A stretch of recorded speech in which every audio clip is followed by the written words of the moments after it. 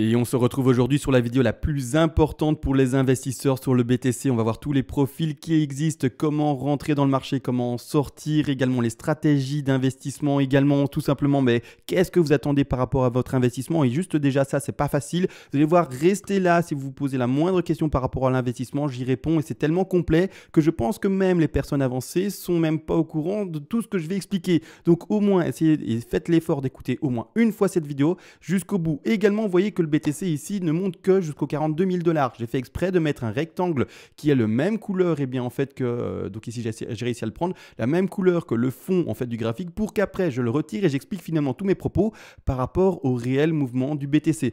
Tout ça va être vu dans la vidéo maintenant comme et toujours après la toute petite intro.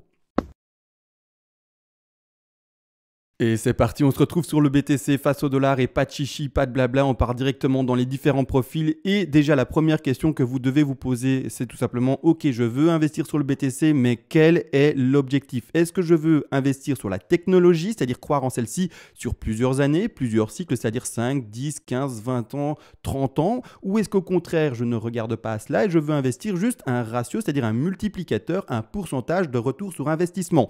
Déjà, c'est la première question à savoir. Est-ce que vous voulez par exemple acheter du BTC à l'époque vers les 6 000 $ en moyenne et c'est-à-dire revendre quand vous aurez fait un x3 ou au contraire vous vous dites ben non, moi j'ai acheté du BTC mais je crois vraiment en cette technologie, je lui donne vraiment beaucoup de chance d'être finalement adopté par une grosse masse et donc je vais le revendre dans 20 ans. C'est déjà une première question à se poser. Donc déjà, là, pas mal de personnes ne savent même pas qu'il y a ces deux profils-là.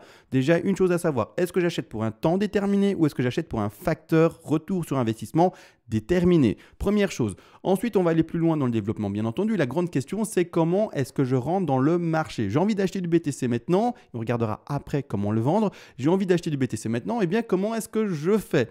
Tout simplement, il y a trois profils par rapport à cela. Je vais aborder le plus simple, le plus mature en plus de cela, celui qui pour moi correspond le plus possible à la réalité pour essayer de rentrer dans un prix le plus convenable possible. Et par après, on ira selon les profils déjà dans des choses un peu plus perfectionnées et également des profils qui correspondent à des gens qui ont déjà divers actifs variés. C'est-à-dire que par exemple, ils auront des actifs dans la bourse traditionnelle et également par exemple des rentes par rapport à des immeubles de rapport ou également des assurances particulières ou peu importe. D'autres choses, vraiment des choses beaucoup plus complexes par après. On commence par le débutant entre guillemets, même pas débutant mais vraiment le plus mature, vraiment celui qui prend le plus de précautions pour après aborder celui qui prend le plus de risques et qui a déjà finalement pas mal de bagages par rapport à des rentes. Je ne parle pas de bagages d'expérience, je parle vraiment de quelqu'un qui a des immeubles, qui a ci, qui a ça, bref, quelqu'un qui a des actifs variés. Maintenant, quelqu'un qui, par exemple, n'a que le BTC dans sa vie, c'est-à-dire qu'il n'a rien, il n'a encore rien et il veut, par exemple, investir pour son premier actif spéculatif, eh bien, dans le fameux BTC. Pas de souci, toi, le plus simple, je te le dis tout de suite, c'est d'acheter par palier de temps, d'accord? Alors, la question, c'est, ah, mais oui, c'est simple, du coup, c'est un peu ennuyeux, j'aurais voulu acheter un peu de manière agressive ou quoi? Non, d'accord, je précise, tu n'as que le BTC dans ta vie, tu n'as rien d'autre, donc essaye d'acheter, comme dit, par palier de temps. Qu'est-ce que ça veut dire? Ça veut dire que, par exemple, si tu rentrais dans le marché précédemment, tu aurais acheté un prix moyen qui serait aux alentours des 6 000 $, donc c'est-à-dire le dernier crash. Maintenant, par exemple, on part sur le sujet où tu rentres dans le marché durant un bull run. Donc ici, on le voit, donc attention, tout le cours à droite est caché, c'est tout à fait normal, mais c'est-à-dire que tu veux rentrer et imaginons, tu rentres maintenant dans une verticale toute verte. C'est-à-dire que, je le dis, et c'est très important, achète par palier de temps. Ça va te permettre de lisser ton prix d'achat, avoir finalement le prix d'achat moyen, le plus conventionnel, pas le conventionnel, mais pardon, le plus correct, bien entendu, et également, psychologiquement, tu vas voir qu'il y a tout son intérêt. Parce que finalement, si on achetait à 100% à un niveau, donc je vais symboliser l'achat à 100% à un certain niveau. D'accord? Donc imaginons, tu achètes ici, boum, le pic là en haut. Donc tu te dis, je veux investir mon capital investissement qui est à hauteur, je donne un chiffre au hasard, de 10 000 $. Imaginons, boum, tu achètes le pic ici, c'est-à-dire le top, d'accord? Qu'est-ce qui se passe peut-être après? Peut-être qu'après, malheureusement pour toi, ça va cracher. Tu n'en sais rien du tout, d'accord? Tu n'en sais mais vraiment rien.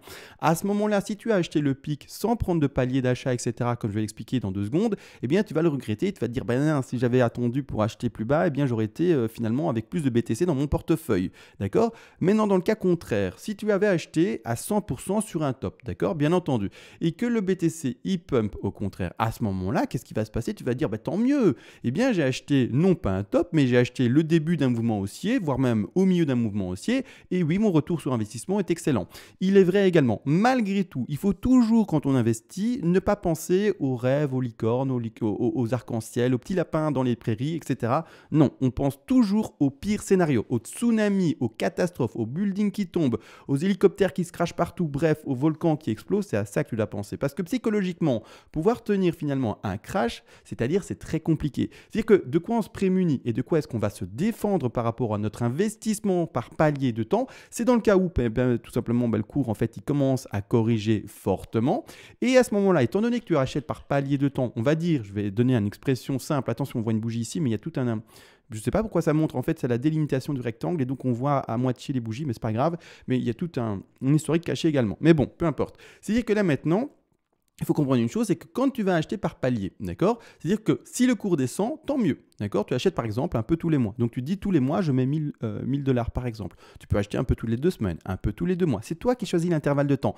Mais l'objectif, c'est de rentrer petit à petit dans le marché avec ce que le cours te propose. C'est-à-dire que par exemple, tu vas acheter un petit peu là, en ce mois-là, un petit peu là, après un mois suivant, un petit peu là, le 3e mois, peu importe. Tant que le cours descend, psychologiquement, tu vas dire, bah, tant mieux. À chaque fois, en fait, le cours descend, donc j'ai toujours de plus en plus de BTC dans mon portefeuille. Parce que j'insiste, déterminer un top et déterminer un bottom, c'est-à-dire finalement déterminer le prix le plus haut et déterminer le prix le plus bas, c'est quelque chose de quasi impossible. En trading, on chipote, on essaye de le faire, mais on a des stop-loss, on a des stratégies, etc. Mais en investissement, je préfère le dire, c'est quasi impossible de s'appuyer là-dessus. C'est-à-dire que là maintenant, par rapport à la psychologie, ça va être facile à tenir le crash dans ce contexte-ci. Et également, tu vas me dire, mais du coup, si le cours, en fait, il fait pas ça, mais en fait, il monte, d'accord? À ce moment-là, du coup, je prends mon petit brush, il monte. À ce moment-là, du coup, si j'achète par palier de temps, eh bien, j'aurai de moins en moins de BTC dans mon portefeuille. Il est vrai, d'accord? Bien entendu que tu auras moins que si tu avais acheté à 100% là, étant donné que tu rachètes un peu sur un cours qui monte. Mais je reprécise, l'objectif, c'est de préparer la catastrophe. Ici, maintenant, psychologiquement, en achetant même par palier sur un cours qui monte, qu'est-ce qui se passe? Psychologiquement, ton portefeuille est toujours dans le vert, il ne sera jamais dans le rouge. Donc là, tout se passe bien, c'est nickel, c'est propre et tu peux le tenir psychologiquement. Mais imagine que le cours, il crache. C'est ça qu'on veut prévenir, c'est ça qu'on veut éviter, d'accord? Donc on va en parler bien entendu par après. Ça, c'est le premier profil. Donc c'est surtout un intérêt psychologique et également la maturité de te dire je ne sais pas ce que va faire le cours et peut-être que demain il va cracher, d'accord? Et l'objectif du coup c'est de lisser son point d'achat, même si ça monte fortement, même si on a envie de FOMO, même si on a envie d'acheter un top comme un fou finalement, mais ça sera d'ailleurs expliqué en toute fin de vidéo parce que c'est vraiment la stratégie la plus agressive qui puisse exister. Je retire maintenant tout ça, on a vu le palier d'achat, on l'a expliqué par tout simplement palier de temps.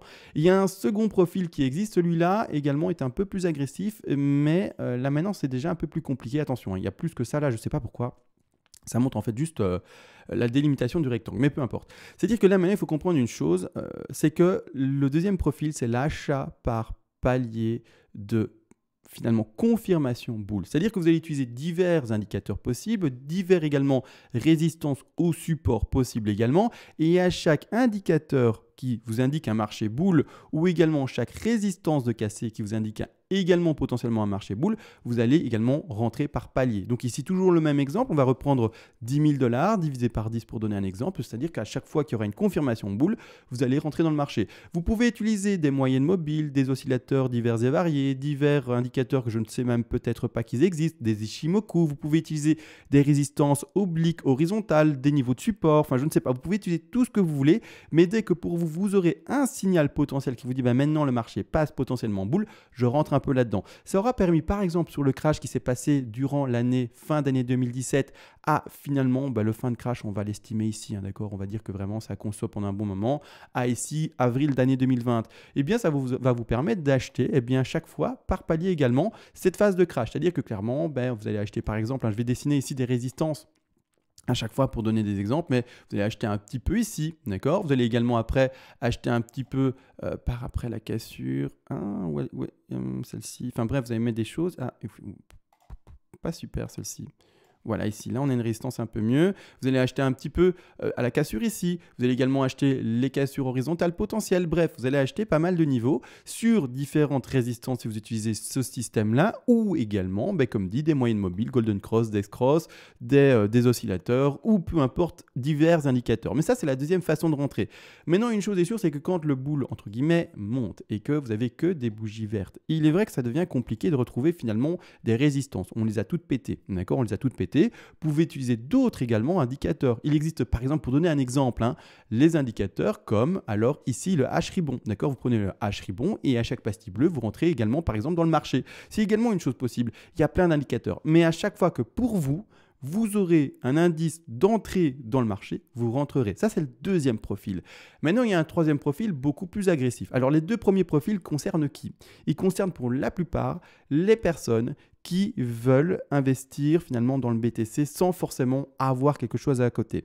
Le tout premier profil, c'est je rentre d'office dans le BTC, je n'ai que ça dans ma vie. Le deuxième profil que je viens d'expliquer avec des confirmations de boule, c'est quelqu'un qui veut rentrer dans le marché, mais essayer de rentrer dans le marché uniquement quand il est boule. C'est-à-dire qu'en fait, avec ses capitaux, ce qu'il veut faire, c'est pas les bloquer sur un actif.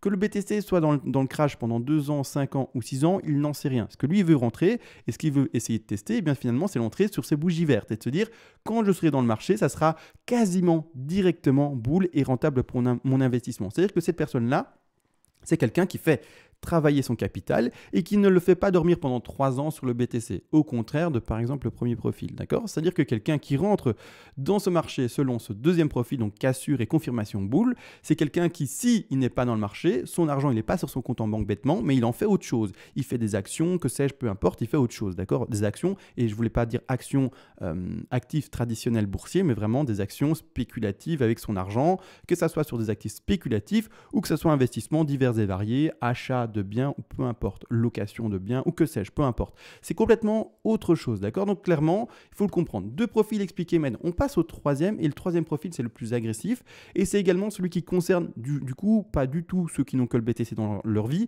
mais qui concerne également les personnes qui ont, comme dit, divers actifs variés. C'est-à-dire, par exemple, ils ont un peu d'actions, justement maintenant, par exemple, sur le marché traditionnel, ils ont du Forex, ils ont également, par exemple, des immeubles de rapport, divers également parts de sociétés, que sais-je, par exemple, dans des startups ou peu importe, diverses assurances variées. Bref, eux, ils ont la panoplie et donc il n'y a pas que le BTC dans leur vie. Ils ne se disent pas, je joue, potentiellement, ma rente pour plus tard sur le BTC. Donc, eux, ils sont déjà bien positionnés. Vous inquiétez pas. C'est-à-dire que eux, dans le cas où ils veulent être agressifs, ils peuvent également ne racheter que les retracements. C'est-à-dire que qu'est-ce qu'ils vont faire?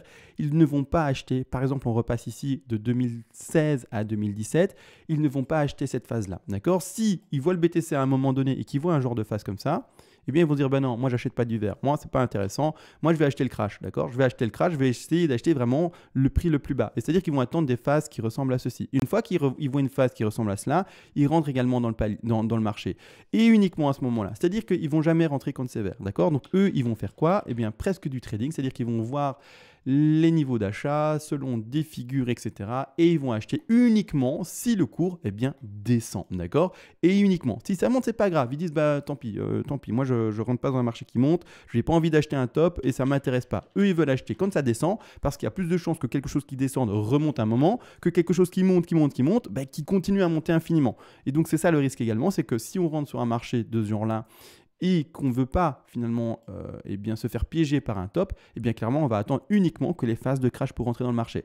Ça c'est le troisième profil, mais vous l'aurez compris, il ne concerne que et uniquement les personnes qui ont déjà plein de capitaux, déjà plein d'actifs divers et variés, et pas le petit nouveau qui veut d'office du BTC. Celui qui veut d'office du BTC, il revient au profil premier, donc c'est-à-dire au premier profil qui est j'achète par palier de temps, ou celui également qui se dit je veux rentrer dans le BTC également, mais je ne veux pas bloquer mon capital bêtement dessus, je veux continuer à le faire fructifier, donc c'est-à-dire que oui, je vais également rentrer uniquement quand le marché se montrera de plus en plus boule, d'accord? Maintenant, j'ai expliqué les 3 premiers profils, bien entendu, donc on va vite fait récapituler ça et je vais montrer par après également qu'est-ce qui s'est passé par rapport au cours actuel.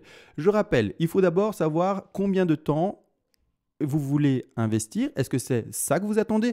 Ou également, est-ce qu'au contraire, vous voulez investir un ratio, c'est-à-dire un retour sur un investissement? À vous déjà de répondre à cette question. Ensuite, savoir, est-ce qu'il n'y a que le BTC dans votre vie ou est-ce que vous êtes déjà sur des actifs divers et variés et vous n'allez pas jouer votre vie sur le BTC? Ça, c'est déjà très important. Ensuite, les 3 profils donnés, achat de temps, achat également palier tout simplement qui est, vous l'aurez compris, de résistance, en tout cas de confirmation boule, et le dernier uniquement sur le retracement. Il y a également l'actif, pas l'actif du coup, mais le profil le plus agressif, ça, je vais l'appeler le profil numéro 4, mais je le préconise pour personne. C'est quelqu'un qui va acheter, d'accord, mais à 100% à un moment donné, d'accord. C'est quelqu'un qui, selon son analyse, va dire, bah voilà, ce moment-là, à ce moment-ci, ça va faire que d'office pumper, d'accord. Donc c'est quelqu'un qui, eh bien, va être vraiment très agressif et malheureusement, la plupart des néophytes prennent cette stratégie très agressive. C'est-à-dire que la plupart des néophytes vont acheter du BTC à un moment donné, mettre tous leurs capitaux à un moment donné, et la plupart du temps vont acheter un top. D'accord. Donc ça, c'est le pire du pire. C'est-à-dire que la personne très très avancée, qui vraiment est super spéculative, vraiment très agressive, va se dire ben moi je mets mes 10 000 d'un coup. Et c'est quelqu'un qui va bien entendu essayer d'analyser le cours et essayer d'acheter le bottom. Donc se dire je vais acheter ces bottoms là, d'accord. Le problème c'est que nous on les voit dessiné à l'écran, mais la personne qui veut rentrer, elle ne sait pas où elle est le bottom, d'accord. Elle n'en a aucune idée, ou en tout cas son analyse lui dit peut-être où il est, mais elle n'a aucune idée si son analyse est bonne ou pas. Donc ici clairement, peut-être qu'à un moment elle avait identifié un énorme support durant les années 2018, à ce niveau-ci, grosse consolidation et puis on s'extrait vers le haut. Malheureusement, elle rentre à 100% peut-être à ce niveau-là et ça break vers le bas. Vous voyez ce que je veux dire? C'est ça qu'il faut comprendre, c'est que ça c'est le profil le plus agressif et qui, bien entendu, peut être très intéressant par rapport à un risque-reward, c'est-à-dire par rapport à un risque et du coup le rendement de celui-ci, mais qui du coup également peut être très difficile à tenir. Et la plupart des néophytes, c'est l'erreur que vous faites. Maintenant qu'on y est, alors également, ce fameux petit rectangle, je vais en parler, je vais le retirer, je vais vous montrer le cours comme il s'est passé. Premièrement, tout dépend de la date à laquelle vous le voyez, d'accord? Vous le voyez cette vidéo peut-être, je le précise, en année de 2021, peut-être en année de 2022, peut-être en année de 2023, d'accord? Il faut savoir qu'une chose, c'est que ce petit rectangle m'a permis de faire une vidéo intemporelle. C'est-à-dire que les personnes ont arrêté de regarder le prix, ont écouté ce que j'explique et maintenant sont curieuses de voir l'évolution du BTC. Je fais cette vidéo, je précise, en date de janvier d'année 2021. D'accord? C'est-à-dire que je vais le retirer juste pour montrer ce qui s'est passé. Tout ce que j'ai dit du coup précédemment tient. D'accord? Que vous écoutiez cette vidéo en 2022, 23, 24, 25, 26, 27, 28, peu importe, ça tient. Il n'y a que la théorie à porter. On s'en fout de ce qu'a fait le BTC en réalité. Là, il faut aller écouter la théorie et retenir la théorie que je viens d'expliquer. Je vais retirer n'empêche ce graphique-ci et vous montrer qu'est-ce qui s'est passé en année de 2021. Actuellement, on a été chercher un top aux alentours des 42 000. Alors, je ne dis pas que c'est le top définitif. Le BTC, vous avez la réponse en 2022, 2023, 2024, ça dépend quand vous regardez la vidéo. Le BTC, ce qu'il va faire probablement, et on l'espère tous, c'est faire ça. Et continuer à pumper et aller vers les 100 000 et plus, d'accord? Ça, c'est sûr. Mais maintenant, la personne qui potentiellement était rentrée dans le marché à 100% ici, qu'est-ce qu'elle fait? Elle est en train de pleurer, elle se dit mais pourquoi je suis rentré à 100%? D'accord, elle est en train de pleurer. Donc je repréconise encore et toujours l'achat par palier de temps. D'accord, donc faites attention à ça. Donc là maintenant, on attend. Si le cours continue à baisser pour les investisseurs, là il n'y a pas d'analyse Elliott, il n'y a pas besoin, d'accord, c'est pas du tout intéressant de faire ça ici. C'est-à-dire que si le cours continue à descendre et qu'en fait il retourne aux 20 000, voire même peut-être qu'il retourne plus bas, qu'est-ce que j'en sais moi? Personne ne le sait, d'accord, nous on fait des plans de trading à côté. Mais pour l'investissement, on n'en sait rien. S'il retournait à 14 000, mais vous vous rendez compte de l'aubaine pour rentrer dans ce marché-ci? D'accord, c'est vraiment super. Donc du coup, vous allez rentrer par palier potentiel. Maintenant, vous allez me dire, mais CMA, il y a de fortes chances que ce soit boule. Mais qu'est-ce qu'on en sait? Qu'est-ce qu'on en sait? Je préfère le dire, on ne fait que des plans de trading, nous, à côté de ces vidéos-ci. Mais en tant qu'investisseur, je préfère le préciser, on n'en sait rien, d'accord? C'est-à-dire qu'en tant qu'investisseur, je n'ai pas de stop loss. Une fois que j'ai investi, je ne vais pas ressortir.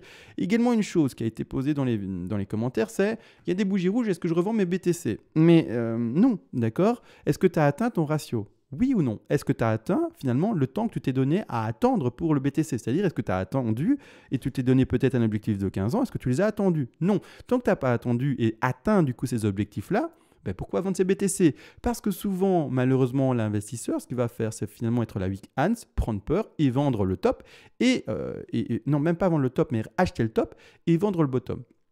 C'est-à-dire que pour donner l'exemple que l'on vit ici en année 2021, la plupart des gens déjà dans les commentaires, et je le lis investisseurs, se posent « Est-ce que je sors du marché et je vends mes BTC pour le racheter plus bas ?» Mais le problème, c'est que la plupart des gens se posent la question par exemple à 30 000 $ ici. Et le problème, c'est que si elles lâchent leur BTC à ce niveau-là et que ça rebondit, Mais elles n'en savent rien, d'accord? Et quand est-ce qu'elles vont rentrer dans le marché? Plus tard, d'accord? Et à ce moment-là, elles vont dire, ben mince, j'ai de nouveau perdu toute cette marge-là. Le mieux à faire, je vous le dis, c'est de rien faire. Si vous avez du BTC d'investissement, n'en faites rien. Attendez le laps de temps donné ou attendez le ratio, le retour sur investissement attendu. Si vous commencez à essayer de faire de l'achat-vente pour faire plus d'argent, la plupart du temps, vous allez vous retirer avec finalement moins d'argent, c'est-à-dire que le résultat sera négatif pour vous. Alors que si vous n'avez rien fait, juste du bon gros vieux holding long terme, ou après moins long terme, peu importe, ou par rapport à votre retour sur investissement attendu, facteur de rentabilité, eh bien vous aurez eu plus de retours. Donc c'est important de le comprendre. Ne faites rien, d'accord? La plupart des gens qui vont commencer à chipoter à leur BTC, les vendre et les acheter, les vendre et les acheter en tant qu'investisseur, en espérant faire plus de bénéfices, c'est mauvais. Vous allez vendre, comme d'habitude, le bottom. Et en fait, dites-vous, au moment où vous voulez, vous êtes en train de vous dire, j'ai envie d'acheter sur le bouton vendre, comme ça j'achète le BTC moins cher. Dites-vous que la plupart du temps, au moment où vous allez cliquer sur le bouton vendre, ça sera le moment où la plupart des gens vont craquer et vont le faire. Et c'est le moment où le BTC ne va pas continuer à cracher. Non, non, non, il va pas suivre ce que font les moutons. Il va faire le contraire et il va pumper. Et à ce moment-là, vous dire, ben mince, j'ai vendu mes BTC, pourquoi j'ai fait ça, d'accord? Pourquoi? Parce que je précise, le BTC a une belle perspective haussière, on va se mettre en logarithmique juste pour le montrer. Hop, je mets ça comme suit. Le BTC a une très belle perspective haussière. Pour le moment, il n'est qu'haussier depuis plus de 10 ans. Il n'y a pas de raison de se dire que le BTC va cracher, d'accord? Attention, il peut cracher, je ne dis pas que... Mais entre guillemets, il ne fait que monter, il a vraiment cette tendance bien installée et il n'y a aucun signal qui nous dirait d'office, le marché est bear depuis maintenant 15 ans et il y a peu de chances qu'il remonte. Non, il n'est pas bear depuis plus de 10 ans. En gros, il est bull depuis toujours. Il a des phases de consolidation qui durent, il est vrai, quelques années, mais ce ne sont que quand on le remet à l'échelle réelle que des phases de consolidation pour continuer à toujours s'extraire vers le haut. Donc il faut remettre également ça dans le contexte. Donc ne sortez pas du marché en espérant gagner quelques petits pourcentages par rapport à votre achat-vente. Ça c'est également important. J'aurais dû en parler de ça en début de vidéo pour espérer toucher un max de monde parce que beaucoup de monde du coup lâche de plus en plus la vidéo, plus elle est longue. Mais du coup oui, c'est un peu dommage que je l'aborde en fin de vidéo, mais c'est pas grave, c'est la vie et c'est comme ça. Et tant mieux pour ceux qui ont retenu jusqu'au bout.